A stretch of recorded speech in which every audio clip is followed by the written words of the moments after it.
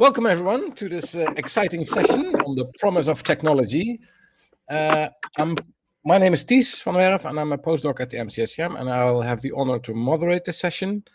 And we have three outstanding speakers ready for you. I will introduce them shortly. First, some practicalities. This session is recorded like any session here at the Symposium, so if you're not happy with that, please turn off your cameras. That actually goes only for the speakers, but they're happy with it anyway.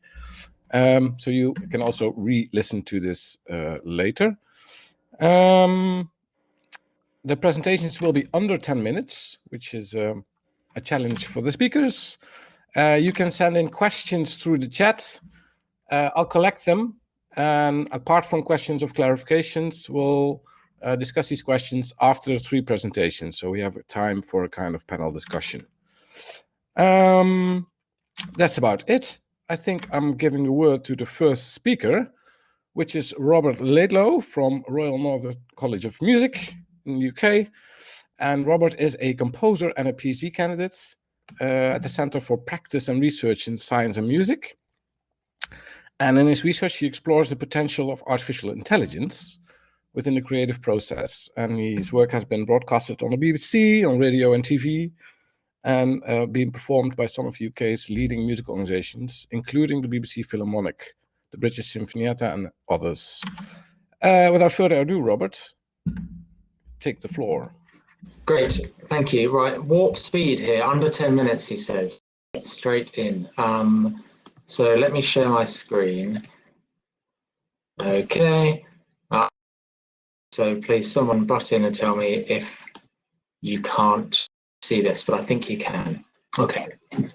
Yeah, good afternoon. My name is Robert Laidlaw. I'm a composer, researcher, and PhD student at Prism, as introduced there. Thank you for that. And for the last 2 years, I've been investigating the possibilities of artificial intelligence on orchestral composition with the BBC Philharmonic Orchestra. I'm in the middle of writing pieces for them, which I'll talk about a little later. Artificial intelligence, or AI, hasn't featured as prominently in classical music discourse as it has in other genres. And maybe that's because people aren't sure how the two relate to one another. I think that classical music as an industry is actually really well to consider AI and its future in the role of live human-to-human music making. Come on, there we go. And that's because AI forces us to consider questions that classical musicians kind of already think about. Across all fields, not just music, AI encourages a kind of double thinking. Trying to do one thing with AI generally relies on its opposite or produces a kind of opposite effect. For me, 3 major examples, which I hope will make this principle clear. The first is, I call it future and past. The second is what I call fake and real. And the third, secret. So I'll talk about the first 2 briefly today, and in doing so, give examples of my own work with the BBC Phil in how we've approached it. I'll then talk about the third very, very briefly indeed. Okay. Now, as an aside, by the way, if you're up to date with AI terminology, I'm really only talking about machine learning in this presentation, but I do think the points hold up for any type of AI. Okay, future and past. So AI needs data to learn from, and in the case of music, that data either comes in the form of audio files or sheet music. In either case, AI can meaningfully create music out of nothing. It needs to learn from music that already exists, which is an axiom I think holds for human composers too. Data science music, very often that of Bach, is indistinguishable from Bach, the more the algorithm is deemed a success. At the same time, AI research with the most financial backing and computer resources is being developed to replace human composers in certain circumstances, sample adverts, background playlists, low-budget films, and so on. Crucially, it is designed to replace these composers, not on them. And AI needs to sound like what already exists as much. So this situation that this technology, which promises the future, is actually looking to the past to prove its legitimacy.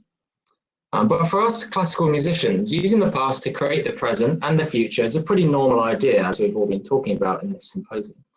Of course, classical music can be very conservative, much more so than some other genres. We have entire seasons of music that is centuries old, and we record and re-record and re-record symphonies and operas and so on endlessly. Well, why do we do this?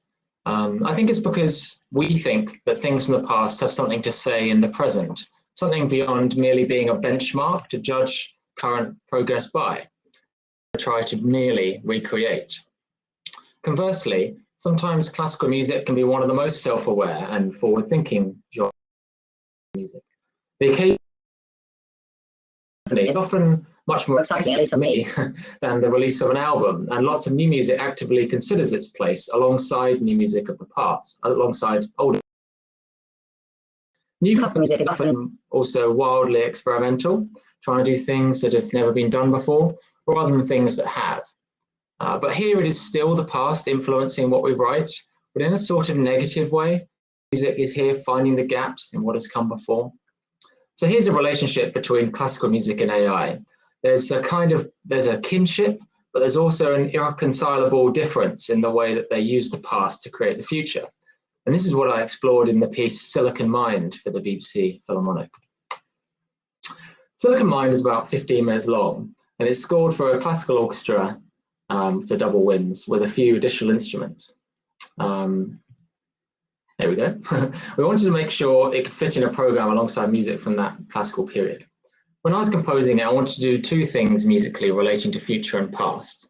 So the first was I wanted to push an algorithm as far as it could go along the line of imitation to find its limits, to really see what that meant. And I also wanted to create a piece that might make sense to an AI mind if forced to imitate music of the past. So for this first point, I used an algorithm called MuseNet. MuseNet is developed by the company OpenAI, with whom on different projects. MuseNet produces sheet music, and it can imitate a huge number of composers throughout history pretty effectively, actually. But that's a talk for another time. I was fascinated that orchestral repertoire and cutting-edge technology meet through centuries-old music. I wrote a little bit of music and asked MuseNet to continue it in the style of Mozart. So some I threw out, and many I developed along new lines, but others I simply orchestrated and then asked MuseNet to keep on going. As it continually responded to itself, the music became more and more obsessive